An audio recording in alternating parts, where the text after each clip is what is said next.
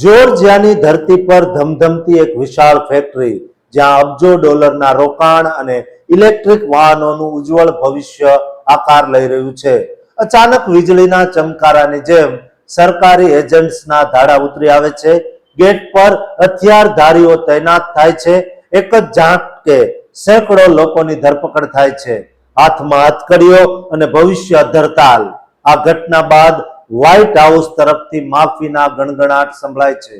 આંતરરાષ્ટ્રીય વ્યાપાર સમજૂતીઓ જોખમમાં મુકાય છે અને એક વૈશ્વિક જોડાણની સૌથી મોટી કસોટી થાય છે.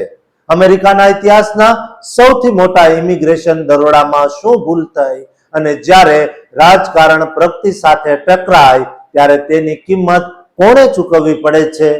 જવાબો તમને ચોંકાવી શકે છે. આ નાટકીય ઘટના સપ્ટેમ્બર 2025માં જ્યોર્જિયામાં નિર્માણાધીન એક વિશાળ બેટરી પ્લાન્ટ પર બની, જે હ્યુન્ડાઈ અને એલજીનું સંયુક્ત સાહસ છે. આ સ્થળ અમેરિકાની ગ્રીન એનર્જી યોજનાનો પાયો બનવાનું હતું, પરંતુ બાંધકામ વચ્ચે અચાનક ઇમિગ્રેશન એન્ફોર્સમેન્ટ ઓફિસરો ઉતરી પડ્યા અને એક જ ઝાટકે લગભગ 475 લોકોને પકડી પડાયા, જેમાં ઓપરેશનની કરોડરજ્જુ સમાન 300 જેટલા દક્ષિણ કોરિયન નાગરિકોનો સમાવેશ થતો હતો. આ તમામ એન્જિનિયરો અને ટેકનિશિયનો હતા. હથકડીઓ પહેરીને આ કામદારોને કલાકો સુધી ધૂળવાળી જમીન પર બેસાડવામાં આવ્યા.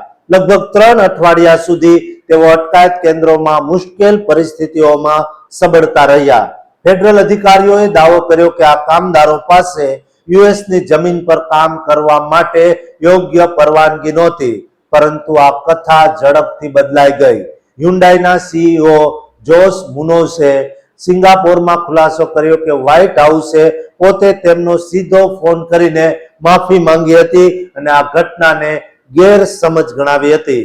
મુનોઝે સ્પષ્ટપણે નકારી કાઢ્યું કે તેમના કોઈ પણ દક્ષિણ કોરિયન કર્મચારી ગેરકાયદેસર રીતે કામ કરી રહ્યા હતા. તેમની પાસે તેમના કાગળો, તેમના વિઝા અને તેમની ભૂમિકાઓ તૈયાર હતી. આ દરોડો એક ખરાબ આશ્ચર્ય હતું.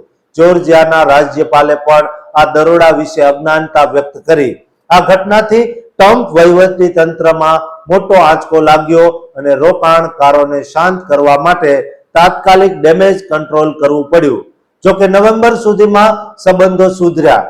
યુએસ અને દક્ષિણ કોરિયા વચ્ચે નવી વેપાર સમજૂતી થઈ, જેમાં મુખ્ય ચીજવસ્તુઓ પરની ટેરિફ 25% ઘટાડીને 15% કરવામાં આવી. આ ઉપરાંત સિઓલે $360 અબજ નવા રોકાણોની જાહેરાત કરી, જે દર્શાવે છે કે વેપારના જોડાણો તૂટતા નથી. ઝૂમ ઇન કરીએ તો માનવ નુકસાન ગંભીર હતું. યુએસ ઇમિગ્રેશન કાયદા હેઠળ આવી ધરપકડ સામાન્ય રીતે કાયમી કલંક મૂકે છે, પરંતુ અહીં મુક્ત કરાયેલા દક્ષિણ કોરિયનોના રેકોર્ડ સાફ કરી દેવાયા.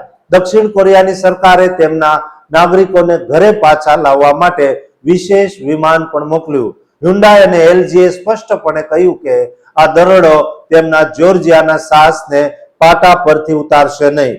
ટ્રમ્પ વહીવટી તંત્ર ભલે આને ગેરકાયદેસર શ્રમ સામેની કાર્યવાહી ગણાવે, પરંતુ દક્ષિણ કોરિયા જેવા સાથીઓ માત્ર વેપારી ભાગીદારો નથી, તેઓ ચીન જેવા હરીફો સામેના દબાણમાં મહત્વપૂર્ણ ભાગીદાર છે.